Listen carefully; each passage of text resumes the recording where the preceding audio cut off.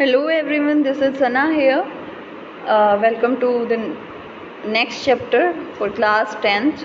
This is periodic classification of elements by Sana. So इस chapter के अंदर मैंने आपको पहले भी बताया था, ये कंप्लीट जो चैप्टर है वो आपके जो एलिमेंट्स हैं उनके ऊपर डिपेंड करता है और जो क्लासिफिकेशन है उनकी उसके बारे में है। ठीक है, तो आज हम स्टार्ट करते हैं periodic classification of elements by me. और जो पीरियोडिक टेबल मैंने आपको सेंड की थी, आई होप आप सभी को लर्न होगी। अगर नहीं है तो प्लीज़ कर लीजिएगा, बिकॉज पीरियोडिक टेबल आपको लर्न करना about 20 elements is very important for this chapter. Okay, so let us start. So here is your chapter 5 periodic classification of elements. इसके अंदर हम क्या पढ़ेंगे कि जो एलिमेंट्स बहुत सारे प्रेजेंट हैं हमारे पास और जितनी भी डिस्कवरी हो चुकी है बहुत सारे एलिमेंट्स की, तो उनको इंडिविजुअली पढ़ना हमारे लिए थोड़ा सा मुश्किल है। इस वजह से जो है क्लासिफिकेशन दी गई है एलिमेंट्स की। ठीक है, क्लासिफाई किया गया है उनको। जैसे बायो में होता है कि बहुत सारे ऑर्गेनिजम्स को हम क्लासिफाई करते हैं, ग्रुप में डिवाइड करते हैं ताकि उनके बारे में हमें पढ़ने में आसानी हो। जैसे कि मैं आपको अगर एग्जांपल दूं कि आपकी क्लास में 40 स्टूडेंट्स हैं और मैं सभी के बारे में जानने की कोशिश करूं कि आपका नाम क्या है, आपका एडमिशन नंबर, गाँव का नाम, फादर मदर नेम, तो वो पॉसिबल नहीं है। लेकिन अगर थोड़ा टाइम मैं उसे दूं तो शायद हफ्ते या एक महीने में मुझे लर्न हो जाए सभी का। होप सो हो सकता है लर्न। लेकिन अगर कोई मुझे कहे कि जितने भी स्कूल में बच्चे हैं सभी का जो डिटेल है, सभी की जो डिटेल्स हैं वो आपको लर्न करनी है, दिस इज़ नॉट पॉसिबल ना। सो दैट्स वाई, इस वजह से मतलब हम ये कर सकते हैं कि उनको ग्रुप्स में डिवाइड करके उनके बारे में जानें। कि जैसे कि मैं ग्रुप में डिवाइड कर दूं कि जो बालंद के बच्चे हैं वो एक ग्रुप में आ जाएं और जो रोहतक के बच्चे हैं वो एक ग्रुप में आ जाएं। ठीक है, तो उसके बाद मैं ये बता सकती हूँ कि ये जितने भी बच्चे हैं ये सारे बालंद के हैं, ये जितने भी बच्चे हैं ये सारे रोहतक के हैं। ऐसे जो है लर्न करने में या फिर उसे समझने में आसानी होती है। इस वजह से हम किसी भी चीज़ की क्लासिफिकेशन करते हैं। ठीक है, पीरियोडिक इसलिए बोला गया है क्योंकि इसको पीरियड्स में भी डिवाइड किया गया है। ठीक है, so let us start now list of topics कि इस वाले चैप्टर के अंदर हम कौन कौन से टॉपिक्स जो हैं वो कवर अप करेंगे। ठीक है, इंट्रोडक्शन यानी इंट्रोडक्शन इस चैप्टर का, डोबर्नियर ट्रेड्स क्लासिफिकेशन, डोबर्नियर ने ट्रेड्स क्लासिफिकेशन दी थी उसके बारे में, Newlands law of Octave, Mendeleev's periodic classification, modern periodic table, the necessary and the most important topic, modern periodic table जो आपको आगे बहुत ज़्यादा काम आने वाला है, atomic properties and their variation along groups and periods, groups और पीरियड्स के अलोंग कैसे कैसे जो इनकी एटॉमिक प्रॉपर्टीज़ हैं वो चेंज हो रही हैं, वेरिएशन आ रहा है। ठीक है, मतलब अभी मैंने आपको कहा है कि 1 से 30 तक आपको लर्न करना है एलिमेंट्स के बारे में, उनका एटॉमिक नंबर। ठीक है, लेकिन आपको आगे जाके 1 से 40 तक भी या फिर बहुत सारे आगे और भी लर्न करने पड़ सकते हैं। अभी सिर्फ मैं आपको 1 से 30 तक बोल रही हूँ, और अभी के लिए अगर आप 1 से 20 तक भी आपको लर्न है तो भी इट्स फाइन, हम कर सकते हैं। ठीक है, सो क्लासिफिकेशन ऑफ एलिमेंट्स के हमने जो एलिमेंट्स की क्लासिफिकेशन है वो की ही क्यों, क्या ज़रूरत पड़ी। There are many elements known till now, बहुत सारे एलिमेंट्स हैं जिनके बारे में हम जानते हैं। It is difficult to study their properties separately, तो अलग अलग सभी की प्रॉपर्टीज़ को पढ़ना थोड़ा मुश्किल है। So in order to make study easier classification of elements is done, इसलिए जो एलिमेंट्स की क्लासिफिकेशन है वो की गई ताकि ये स्टडी हमारे लिए ईजी हो सके। ठीक है, जैसे कि नीचे आपको ये पिक्चर शो कर रखी हैं, gold, copper, sulphur, silicon, silver और सोडियम, ये सभी आपको जो है वो शो कर रखी हैं। तो सभी की प्रॉपर्टीज़ अलग अलग हैं, कलर अलग है, उनका मेल्टिंग बॉइलिंग पॉइंट अलग है, रिएक्टिविटी अलग है, सबकी अलग अलग है, तो उनके बारे में हम इजीली पढ़ सकें, इस वजह से क्लासिफिकेशन दी गई है। उसके बाद है क्लासिफिकेशन जो है, जो क्लासिफिकेशन है वो किस तरीके से दी गई, इस ग्रुपिंग ऑफ सिमिलर एलिमेंट्स। जो क्लासिफिकेशन है वो होती क्या है कि जो सिमिलर एलिमेंट्स हैं उनकी ग्रुपिंग करना साथ में, और जो डिसिमिलर एलिमेंट्स हैं उनको अलग से रखना। ठीक है, यही क्लासिफिकेशन है। Many attempts have been made by different scientist in order to classify elements, let us now learn discoveries. ठीक है, सो क्लासिफिकेशन बहुत सारे साइंटिस्ट ने अपनी अपनी अलग अलग दी थी, डिफरेंट, तो उनको क्लासिफाई किया गया, मतलब एलिमेंट्स को क्लासिफाई किया गया, तो उनकी डिस्कवरीज को हम वन बाय वन पढ़ते हैं। डोबर्नियर स्ट्रेट, दिस इज़ फर्स्ट, इसके बारे में हम पढ़ेंगे कि जो जॉन डोबर्नियर थे उन्होंने 1829 के अंदर हमें जो है एक क्लासिफिकेशन दी थी। ये जो है वो पहले ऐसे साइंटिस्ट थे जिन्होंने एलिमेंट्स को ऑर्गेनाइज किया उनके प्रॉपर्टीज़ के बेसिस पे, ठीक है। He group them in group of 3 called triads, और ट्राइड्स इनकी जो क्लासिफिकेशन है उसको ट्राइड्स क्यों बोला जाता है, क्योंकि इसने हर एक 3 एलिमेंट्स को लिया ग्रुपिंग के लिए चूज़ कर किया, ठीक है, तो इस वजह से उसे ट्राइड्स बोला जाता है। डोबर्नियर ट्राइड के अंदर हम पढ़ते हैं कैसे कि पहली बात तो ये कि जितनी भी आपकी ये लाइनिंग है या बहुत अच्छे से पढ़ के समझेंगे। According to it when elements are arranged in order to increasing atomic mass groups of 3 elements have similar chemical properties are obtained. मतलब इसने जो सर थे डोबर्नियर सर, उन्होंने 3 एलिमेंट्स जो हैं वो लिए ट्राइड बनाने के लिए, और उनकी जो एटॉमिक मास है वो इंक्रीजिंग ऑर्डर में हो, ऐसे एलिमेंट्स लिए, और उनकी जो केमिकल प्रॉपर्टीज़ हैं वो जो हैं केमिकल उनकी जो प्रॉपर्टीज़ हैं वो सिमिलर पाई गई, ठीक है। सो जो एटॉमिक मास है मिडिल एलिमेंट का वो अर्थमेटिक मीन होगा किसका, फर्स्ट एंड थर्ड जो एलिमेंट है उसका, ठीक है। मतलब ये है कि जो पहला एलिमेंट है लिथियम और जो पोटेशियम है यानी लास्ट एलिमेंट जो ले रखा है उनका अगर हम एटॉमिक मास प्लस करते हैं और अपॉन 2 करते हैं यानी हाफ करते हैं, तो जो मिडिल वाला एलिमेंट हमारा आता है, मिडिल वाला जो एलिमेंट आता है या फिर मिडिल वाला एलिमेंट हमने ले रखा है उसका एटॉमिक मास हमें मिल जाएगा, ठीक है। आपको आई थिंक समझ में आ गया होगा। इसके जो 1-2 एग्जांपल मैं आपको और भी करवाऊंगी आगे, जैसे कि ये लिथियम, सोडियम और पोटेशियम है, इसकी जो केमिकल प्रॉपर्टीज़ हैं इन तीनों की वो सेम है। कैसे, सभी एलिमेंट्स हैं, सभी जो है वो वाटर के साथ रिएक्ट करके एल्कालीज बनाते हैं और सभी की वैलेंसी जो है वो 1 है, ठीक है। और इसी तरीके से जैसे मैंने आपको पहले बताया, इसी तरीके से जो मिडिल वाला यानी सोडियम का जो एटॉमिक मास है वो हम निकाल सकते हैं। ऐसे ही जो है हम क्लोरीन, ब्रोमीन, आयोडीन का निकाल सकते हैं। इसके अंदर क्या है, ये तीनों जो एलिमेंट्स हैं इनकी सिमिलरिटी कहाँ आती है, ये तीनों जो हैं वो नॉन मेटल हैं, तीनों रिएक्ट करके एसिड्स बनाते हैं और तीनों की ही वैलेंसी 1 है, ठीक है।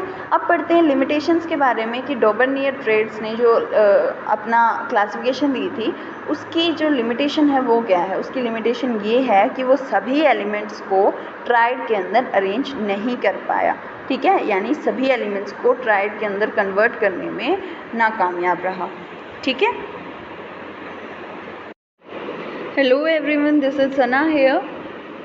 Welcome to the next chapter for class 10th. This is periodic classification of elements by Sana. So इस चैप्टर के अंदर मैंने आपको पहले भी बताया था, ये कंप्लीट जो चैप्टर है वो आपके जो एलिमेंट्स हैं उनके ऊपर डिपेंड करता है और जो क्लासिफिकेशन है उनकी उसके बारे में है, ठीक है। तो आज हम स्टार्ट करते हैं periodic classification of elements by me. और जो पीरियोडिक टेबल मैंने आपको सेंड की थी, आई होप आप सभी को लर्न होगी, अगर नहीं है तो प्लीज़ कर लीजिएगा, बिकॉज पीरियोडिक टेबल आपको लर्न करना about 20 elements is very important for this chapter, okay. So let us start. So here is your chapter 5 periodic classification of elements. इसके अंदर हम क्या पढ़ेंगे कि जो एलिमेंट्स बहुत सारे प्रेजेंट हैं हमारे पास और जितनी भी डिस्कवरी हो चुकी है बहुत सारे एलिमेंट्स की, तो उनको इंडिविजुअली पढ़ना हमारे लिए थोड़ा सा मुश्किल है। इस वजह से जो है क्लासिफिकेशन दी गई है एलिमेंट्स की, ठीक है, क्लासिफाई किया गया है उनको। जैसे बायो में होता है कि बहुत सारे ऑर्गेनिजम्स को हम क्लासिफाई करते हैं, ग्रुप में डिवाइड करते हैं ताकि उनके बारे में हमें पढ़ने में आसानी हो। जैसे कि मैं आपको अगर एग्जांपल दूं कि आपकी क्लास में 40 स्टूडेंट्स हैं और मैं सभी के बारे में जानने की कोशिश करूं कि आपका नाम क्या है, आपका एडमिशन नंबर, गाँव का नाम, फादर मदर नेम, तो वो पॉसिबल नहीं है। लेकिन अगर थोड़ा टाइम मैं उसे दूं तो शायद हफ्ते या 1 महीने में मुझे लर्न हो जाए सभी का, होप सो हो सकता है लर्न। लेकिन अगर कोई मुझे कहे कि जितने भी स्कूल में बच्चे हैं सभी का जो डिटेल है, सभी की जो डिटेल्स हैं वो आपको लर्न करनी है, दिस इज़ नॉट पॉसिबल ना। सो दैट्स वाई, इस वजह से मतलब हम ये कर सकते हैं कि उनको ग्रुप्स में डिवाइड करके उनके बारे में जानें, कि जैसे कि मैं ग्रुप में डिवाइड कर दूं कि जो बालंद के बच्चे हैं वो एक ग्रुप में आ जाएं और जो रोहतक के बच्चे हैं वो एक ग्रुप में आ जाएं, ठीक है। तो उसके बाद मैं ये बता सकती हूँ कि ये जितने भी बच्चे हैं ये सारे बालंद के हैं, ये जितने भी बच्चे हैं ये सारे रोहतक के हैं। ऐसे जो है लर्न करने में या फिर उसे समझने में आसानी होती है, इस वजह से हम किसी भी चीज़ की क्लासिफिकेशन करते हैं, ठीक है। पीरियोडिक इसलिए बोला गया है क्योंकि इसको पीरियड्स में भी डिवाइड किया गया है, ठीक है। So let us start now list of topics, कि इस वाले चैप्टर के अंदर हम कौन कौन से टॉपिक्स जो हैं वो कवर अप करेंगे, ठीक है। इंट्रोडक्शन, यानी इंट्रोडक्शन इस चैप्टर का। डोबर्नियर ट्रेड्स क्लासिफिकेशन, डोबर्नियर ने ट्रेड्स क्लासिफिकेशन दी थी, उसके बारे में।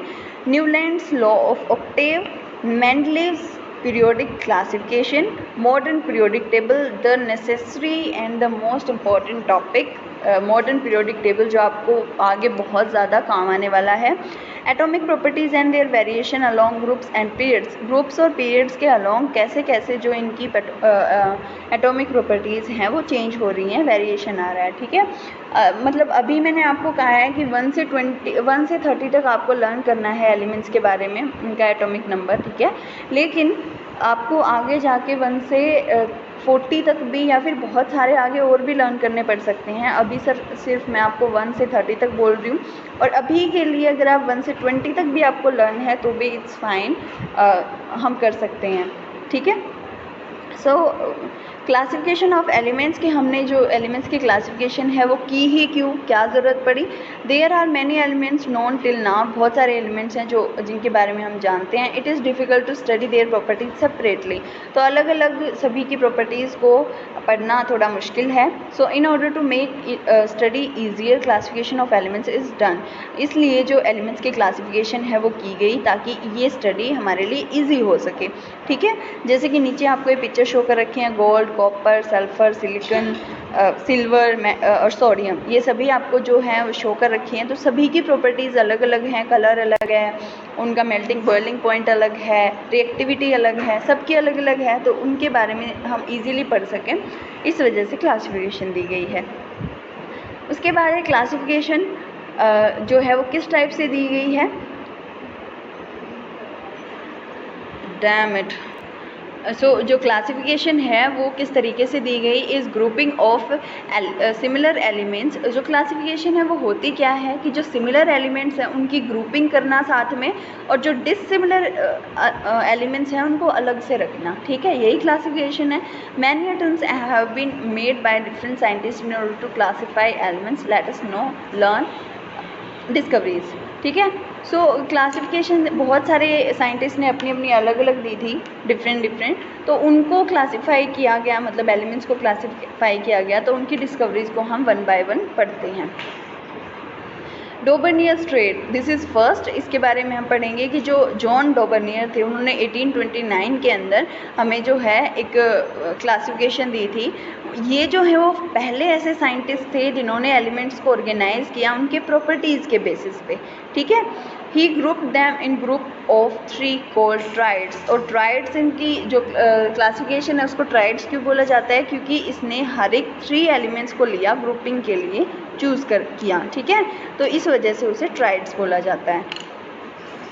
डोबर्नियर्स ट्राइड के अंदर हम पढ़ते हैं कैसे, कि पहली बात तो ये कि जितनी भी आपकी ये लाइनिंग है ये आप बहुत अच्छे से पढ़ के समझेंगे। According to it, when elements are arranged in order to increasing atomic mass, groups of 3 elements have similar chemical properties are obtained.